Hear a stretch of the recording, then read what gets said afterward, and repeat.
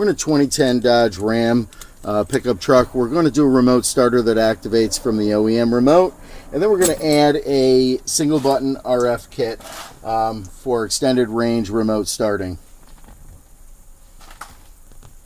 I'm going to start by removing the driver's side under dash. There's 2 Phillips screws located under the dash panel.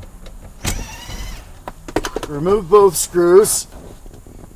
We're going to pop the dash assembly off. Now we're going to unplug the main ignition plug. Clip needs to be pressed. It's located at the top of the plug. We're going to remove the main ignition. We're going to go ahead and we're going to plug our device plugs in.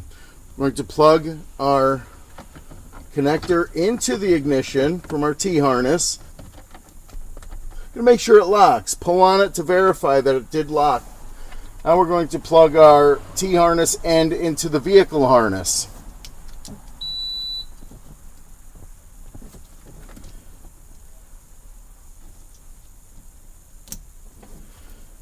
Just going to make sure that locks also. We're going to go ahead and we're going to remove all the plugs from the EVO-ALL. The 4-pin data plug, the 20-pin plug, the red plug, and the white plug. So program button located at the top of the EVO. We're going to hold the program button down while we plug in the 4-pin data plug. When we do this, the lights on the EVO are going to begin to alternate. We want to release when we have a solid blue light. If we miss it, like I just did, we wait, it comes back around, we release on blue. If it releases on any other color, then we start over. Hold the program button down, plug in the 4-pin, release on blue. Now it's time to plug in the remaining connectors. Start with the 20-pin, plug in the red plug, plug in the white plug. The next step is programming the EVO. We're going to place the key in the ignition. We're going to turn the ignition to the run position. The blue light will go out, it'll come back on and flash rapidly. At this point, we remove the key from the ignition and we press the lock button on the OEM remote. This will complete programming of the EVO-ALL. At this point, we can start the vehicle using our OEM remote and locking the doors 3 times. Locking the doors 3 times in succession will trigger remote start.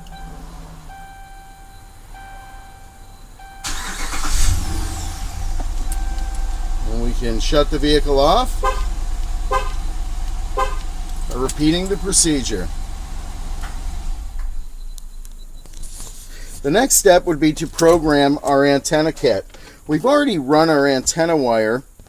We've run the single end up to the antenna and we have the end of the cable with 2 connectors on it. We're going to plug our coupler into the connector with a clip and we're going to make sure it locks. We're going to plug the other end of the coupler into our EVO-ALL harness pigtail that's zip tied to the harness. At this point, we're ready to begin programming the antenna kit. We remove the 4-pin data plug from the EVO, hold the program button, reinsert the 4-pin. We want to release when the blue and the red LEDs are both lit. We've released the button on blue and red. If you release on any other color, unplug it and start over or let it cycle back around.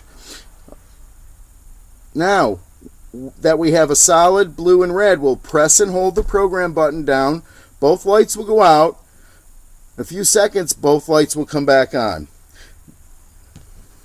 Okay, we have our 2 single button remotes available.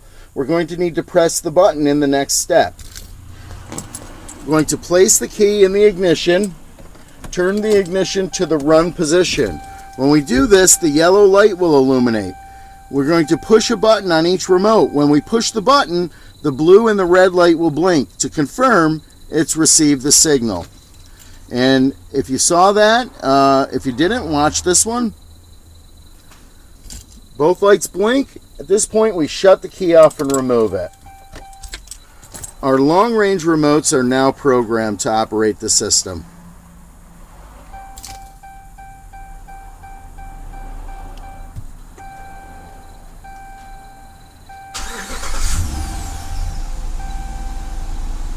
And we can turn off the engine as well by pressing this button again or pressing on the brake pedal.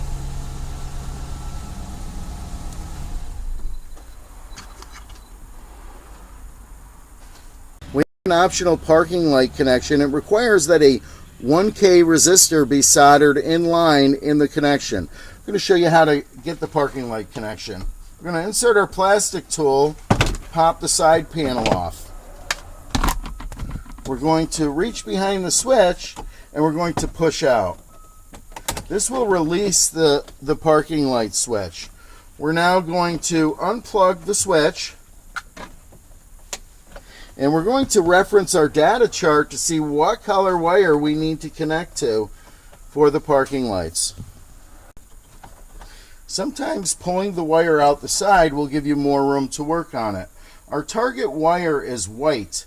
We're going to go ahead and we're going to tap the white wire as indicated in the instructions.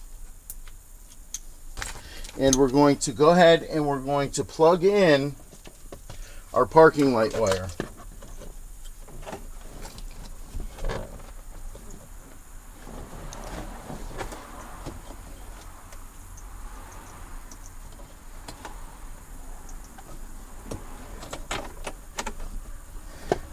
Now we're going to reinstall the switch.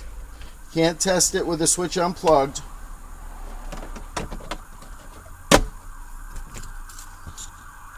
Okay, we're going to activate our remote starter with our long range remotes, and the parking lights are going to illuminate.